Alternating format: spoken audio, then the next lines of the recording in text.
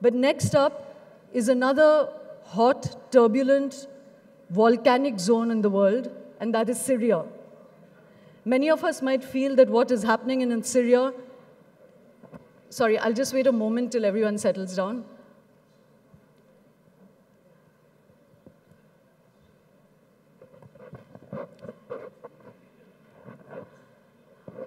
What's happening in Syria may seem of almost no consequence here in India, but Syria is the longest dictatorship that the world has ever seen.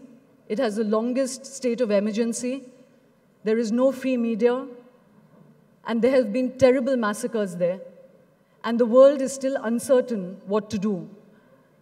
Because in many ways, the revolutions in recent time, as we spoke of earlier, has created darker riptides of the rise of conservative forces, and particularly in Syria, the opposition forces to Assad are as disturbing as Assad himself. So today, to speak of the great conundrum of Syria and why it should matter to India is a revolutionary called Ausama Monajed. Osama was forced to leave Syria. He now lives in London. He runs a strategic center.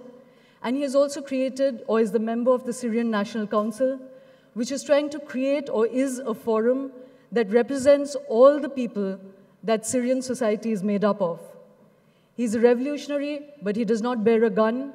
He's someone who's been arrested again and again until he finally realized his life was in danger and is now in exile. And he has experienced the prisons in Syria, which are 2 by 3 feet, and where there is extreme torture. Earlier, one of our speakers said that if you hear of things, you see things, you know of things, and you don't respond, then we are complicit. Much of our gathering here is to make us less and less complicit in all that we know about, but refuse to get involved with. Speaking to him is Vishnu, senior editor of NDTV. Do welcome Ausama and Vishnu on stage. Good afternoon, everyone. One of the problems in the media in our country is that if it's out of sight, it's out of mind. So when it comes to international relations, we often talk about Pakistan threadbare. The minutest development in Pakistan is something we discuss on television, we write about in the print. But I think one of the areas of the world which the media in our country has almost completely underreported is West Asia and North Africa. Apart from reporting in the early days when a few intrepid journalists managed to get into Libya and into Egypt, there has been no sustained coverage of what a lot of people believe is one of the most profound socio-political events since the fall of the Berlin Wall, since the end of the Cold War. Syria has been tragically underreported in the Indian media, and what we are seeing in Syria now is a human tragedy of proportions which are unthinkable. Joining me to speak a little bit about the crisis in his country, the challenges that he faces as a revolutionary leader in a sense himself, is Ausama Monajed. Ausama isn't in Syria. He's not been in Syria since 2004, but he is very much the face of the resistance movement. The job that Monajed and the others who are part of the Syrian National Council, the job that they have is not easy, because those actually fighting the war on the ground in Syria, it's difficult to consider them as one homogeneous entity. They are a heterogeneous group of fighters who are up against what a lot of people believe is an extremely repressive government. Having said that, here in India, we have historic links with the government in place of President Assad. And therefore, India is presently treading a fine diplomatic line when it comes to its Syria policy, for right or for wrong. Thank you so much for being in our country and for speaking to us on an unbelievable humanitarian crisis. Firstly, in simple terms, how bad is it? Well, it's a pleasure to be here in India for the first time and to talk about what's really happening. It's really heartbreaking. You have more than 45,000 got killed over the past 18 months. Of a population of 21 million, 45,000 people dead in 18 months. 2 million IDPs, internally displaced persons, 500,000 refugees, around the region. The UN provided support for 1.4 million Syrians of necessities and essential food supplies. The situation is deteriorating dramatically. I mean, and every day even death toll is on the rise. And if you watch all the trends, the collapse of the economy, the hyperinflation, the decrease in the value of the currency, almost 50%, 400% the fuel and energy bill went up, and the regime is not able to provide any services or help or be even able to govern in almost 75% of the country. A lot of people say that the biggest failing of the regime is that it's turned its own weaponry, its own army to people, to revolutionaries, people who are fighting for a change and possibly for democracy. Yes. But your critics say that fighters loyal to you are also no great humanitarians, people themselves. Yeah. They're doing the same thing.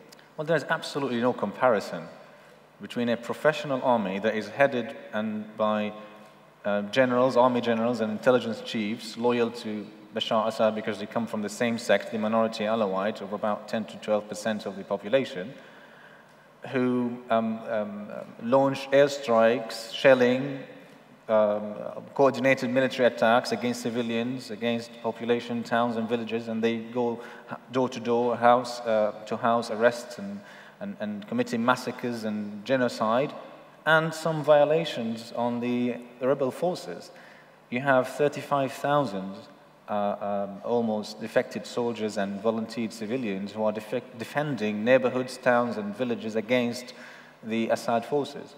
So when some of them commit some of the violations, which we certainly will hold accountable and oppose categorically, you can't compare the two. When you have MiG-27 and Air Force bombing towns and cities and villages, killing about 3,000 children and 3,000 women over the past few months, you can't compare that with some of the violations. But we still do see, and it's all there on the internet, summary executions by rebel fighters. Yeah, it's a war. It's a video that was leaked appeared 2 days ago, and we categorically oppose it. But even though that, I have to highlight that the regime also created its own units on the FSA side, yes, in order to undermine and to create that kind of a misleading image of the Free Syrian Army. Now, what they are trying to do is to manipulate different communities and different sectors, which is something they've been doing in Lebanon and Iraq for a long time. But now, that being said, the Free Syrian Army, the fighting groups on the ground, they did sign an agreement to adhere to Geneva Convention yes, of Prisoners of War, and that's the main bulk. But that's not being followed on the ground, is it? But again, what is the level here? By no side. We're talking about the 16th largest army in the world, 300,000 soldiers, shelling and killing systematically civilians because they went on the streets and demanded their rights, freedom, dignity, and bread. And they're being faced by bullets and snipers. Snipers target children specifically in the head when they march in demonstrations, so their families will be terrified and they go back home and not demonstrate again. Those who got their beloved ones killed in the streets, we're not able to even take them out of the streets, because whoever dares to come to a corpse or dead person in the street, they'll be also shot dead. So it's the amount of grief and sorrow is immeasurable. Are you disappointed at India for not doing enough to support your cause? Well, the BRICS nations, does India's opinion really matter? I mean, there's a coordination. India, Brazil, and South Africa, the BRICS nation on the position on Syria. It used to be kind of in-between. They didn't decide what to do because obviously India needs Iran on one side because of the oil, but also needs Saudi Arabia. So it's kind of 3 million barrels that India imports every day. But the position of the BRICS improved with the unrevocable evidence of what the regime is doing. We have to understand the nature of the regime. This is a mafia crony regime that is willing to go far and beyond whatever is deemed, human to maintain their grip on power. Yeah. They consider the entire country, the 23 millions, as their own farms, and they inherited the rule from Assad the father. But let me ask you something from an opposite standpoint. Yeah. this country has seen President Assad as a friend. He is somebody who has said that we endorse India's position on Kashmir. India is also worried about a lot of aspects about the potential rise of an extremely strong Islamic state in Syria. A political Islam is something which is now dominating West Africa, North Africa and West Asia. India may be worried about the shape of any replacement government that comes to power. Why would we necessarily back you, apart from the larger humanitarian issues which you've so articulately explained? All right, 2 points here. Number one, even we in a position, we endorse India's position in Kashmir, so let's get that out of the way. Number two, in Syria, the Egyptian society, the Tunisian, the Libyan is indigenous society. In Syria, it's a very colorful, very diverse society. There is absolutely no way that Islamists can govern the same way that, or they win elections that they did in Libya or in Egypt. That being said, even the Muslim Brotherhood in Syria are far more liberal and advanced in their thinking than others, but they do not exist in the country. Right. There is no Muslim Brotherhood inside Syria since 1980, 1982. What's inside Syria is obviously conservative Muslims and not particularly political Islam. But even if they won, the constitution is liberal. It's very difficult to change things dramatically in that sense. But is that a concern then, that a lot of people say that it is ultimately a matter of time before this regime collapses? It's a question of having a stomach for the fight, both for the regime and for you and your supporters. But are you confident that there will be a democracy that comes into power? Of course, that's what everyone is fighting for. That's what everyone is chanting for in the streets. But what would the nature of that democracy be? Parliamentary democracy. We even have plans. We know what's going to, what shape of the transitional government is going to be and how we're going to go through that phase and how difficult is that phase, and the national reconciliation process that we are working with South Africa on to obviously heal the nation after all the wounds that have taken place. And that's why I oppose the term civil war. What's happening in Syria is not a civil war. It is a popular uprising against a dictatorship. Okay. And there's a huge difference between these two terms. Important point that you make. There are hundreds of militias who are fighting this battle, this war, this battle for transition. Let's call it a battle for transition, if you like. Let's call it bluntly, it's a revolution. Fair enough. It is a revolution against a dictatorship rule. Are you in control of the hundreds of militias over there? How will you be able to bring them together? Or will we see a situation like you see in Libya, where you've got militias still all over the place, no law and order? It is certainly a concern, and that's why we in the Syrian National Council are working with the Free Syrian Army in order to bring all of the fighting groups under one chain of command and central command in order to win this battle, and then later integrate that in the professional army. Sure. Transition is never easy. No. And after 50 years of dictatorship, brutal, absolute, horrible dictatorship, just like North Korea, you can't expect, Syria to become Switzerland in a few days.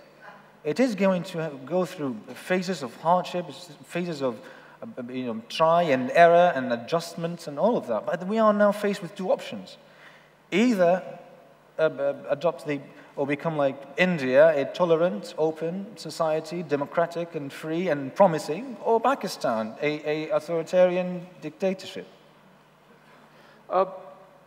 Is there a big worry that there is, in a sense, the Cold War is over, but a modern recreation of the Cold War being waged in your country, where Russia supports the regime in place, the United States apparently has special operations forces supporting you, certainly the European powers as well. There is no American soldiers in Syria. All right, but European forces have a presence as well. There is no European forces in Syria. Well, that's what you've been maintaining. But a lot of people say that the targeted assassinations that are taking place are at least because of Western forces arming your forces.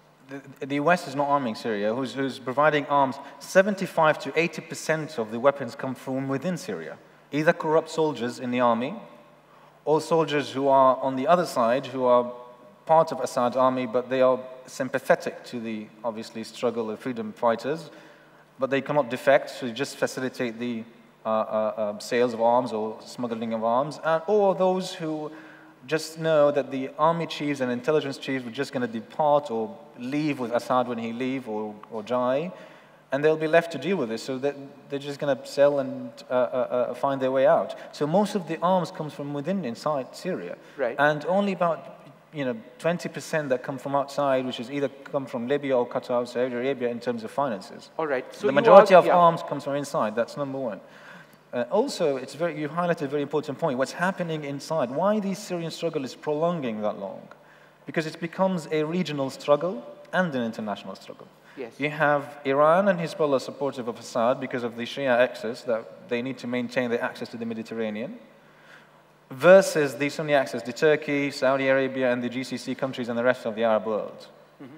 Internationally, you have Russia and China on one side supportive of Assad because obviously Syria is the last entrance of Russia to the Arab world, versus the entire world. And obviously because there's no UN resolution, and China wants, and Russia mainly needs to just arms struggle the US in Syria, that's going to prolong. But eventually... And you believe Russia continues to arm the regime even now? Of course. The shipments never stopped of arms and ammunition and supplies. The Turks just forced one of the civilian airplanes to land in Turkey, and it was... On that aircraft, there wasn't real weaponry per se. There was communication equipment, parts of communication systems that was provided to the Syrian regime because the FSA managed to hit hard that central nerve of the communication structure of the Syrian regime, and that's why the Russians were providing the other parts. Sure. But even Iran, right. Providing ammunition, personnel, expertise. They used to manage or advise the Syrian regime on strategic issues, but then they used to be involved in details, and now they send even troops and forces of Revolutionary Guards. We'll talk a little bit more about the larger picture in Syria. I just thought I'd just take a brief look and describe what India's position has been on Syria. And India has vacillated to a large extent as far as the Arab Spring is concerned. In Libya, for example, we neither backed nor disagreed with the position of the Gaddafi regime until Gaddafi actually fell. The only interest that India had at that stage, which a lot of people felt was pragmatic, was to ensure that the thousands of Indians in Libya actually left that country. And so that was a successful evacuation. But as far as a foreign policy position, we never really had one as far as Libya was concerned. Even when it comes to Syria, there is only now a gradual shift of where India stands. So, for example, in February this year, India backed a UN resolution on Syria, but said no reference should be made to regime change or the threat of military intervention. So India qualified its support to the United Nations, not taking a direct stance, but in July that position has changed. And that's something perhaps which you would welcome, where India in July voted for a resolution that sought to place new sanctions if the government deployed its forces against its population. So there's a change in India's foreign policy. Do you believe that you can convince India to do more, to be more of a player? It is evolving, and it's very important. We've been doing lots of hard work with the BRICS nation in order to shift their position slightly towards our side rather than the Assad regime. And frankly, the only supporters now of Assad internationally is Russia. I mean, China would just follow suit whatever Russia is going to maybe vote on in the UN Security Council. I think the most significant aspect for India is, when it comes to Syria, is their position on extremism. Yes. And the fight against terrorism and extremism. The longer this conflict tracks and goes on, the more radicalized everyone will be, and we're witnessing the Somalization or Afghanization of Syria, despite the fact there's about 5,000 years of history there. The extremist groups will find just a safe haven for them to operate, to finance, to manipulate the situation and hijack the revolution to their side, because the international community is not doing enough, because there's no-fly zone, the no-fly zone is not imposed yet, preventing Assad from launching airstrikes against civilians and against the population. So whoever comes with the money and finances and arms to defend these civilians, people would welcome. They would take. You can't just ask people to sit in their homes waiting to be slaughtered by Assad regime and forces, for women to be raped, for children to be killed, for men to be taken. And you'll take money from anyone, you'll take food from anyone, you'll take weapons from anyone. And that's why we need the international support to be escalated and to be direct and to be swift in order to cut the route and path and the way for extremists to have their way there. But the disintegration of the country is a serious issue and matter, and I think it's not in the interest of anyone, including India, to see that country goes into, or to be taken by extremists. I'll just come to you for a last couple of questions, but earlier on you'd spoken about India's position as far as Saudi Arabia and Iran were concerned. It's an important point, and I think we need to reflect on that as well. Saudi Arabia, which is now a very close ally of ours, particularly with terrorists being sent away or returned to India as a result of this constant engagement and an improved engagement which we have with the Saudis. So on the one hand, we have an improved relationship with Saudi Arabia, who are completely opposed to the Assad regime, but we also have an excellent relationship with Iran, which is pro-Assad. So on the one hand, India doesn't want to be seen to go against the grain of international opinion, which is now increasingly against Assad. But on the other hand, we've also got our own interests in the region. So it's a process of walking a diplomatic tightrope that India is now facing. But one last set of questions for you. You must be very sad that from 2004, you haven't been able to go back to Syria. You talk about Syria, but you can't go back to this country where you're hunted down. Of course, I mean, I'm one of the most wanted people. They will be welcoming me there, but with a bullet in my head. It's very sad, of course, but the good news is it is going to see an end, and the Assad regime will eventually collapse. This is inevitable. And Syria will be free, and we'll see democracy, certainly. How did your own personal struggle against this particular government start? Because you've been jailed in the past, you've been detained in the past, you've been pushed around in the past, you've been threatened in the past, and you could no longer live in Syria. Tell us a little bit about your personal story. I mean, since I was young, I was a troublemaker for the regime and was rebellious. Since university years, I was arrested first time when I was the first year in university, studying economics and business management. So what were you opposing specifically? I was asking questions about the oil revenues in a public finance class. And apparently, I shouldn't be asking these questions. So that's all that it took, just a little bit of asking about public finances, the revenues of oil, and why there has been no discussion of budget in the parliament since 1963 in Syria. And in terms of the sort of Arab Spring hitting Syria, it was just a group of teenagers, right, who started protesting, and they were bullied and picked up. And I mean, the atmosphere was already there. The preparations for such a revolution has been already underway, training of activists and so on. But the spark was the arrest of children in the southern town of Dera, where they scribbled graffiti on a school wall. Yes. They've been watching Al Jazeera and what's happening in Tunisia and Libya. So they just sprayed, people want to topple the regime, because that's the chant in Tunisia and Egypt at the time. And they were all arrested, detained. Two of them got, they were killed. And we're talking about 12 and 13-year-old kids. And then they were sent back several weeks to their parents, but with their fingernails taken. When their parents asked for them, and before they were released, the security chief, who's Bashar Assad's cousin in that town, said, "Forget that you have these sons, go and make other ones. And if you don't know how to make other ones, bring us your wives, and we will teach you how to make other ones." So then it's obviously in a town of Dera where pride and it's a big thing. And people saw their children without fingernails, and two of them sent in boxes. They went to the street and demonstrated. And then next town and the town after and so on. And the whole country was alight. Right, a spontaneous uprising and a very, very sad human tragedy. Thank you for educating us on the extent of the tragedy in your country. And it goes without saying that people in our country are friends with the people of Syria, and hopefully there'll be a peaceful way forward in your country. Thank you so much for coming. Thank you for having me. I appreciate it. Thank you. Thank you. Thank you. Thank you. Thank you.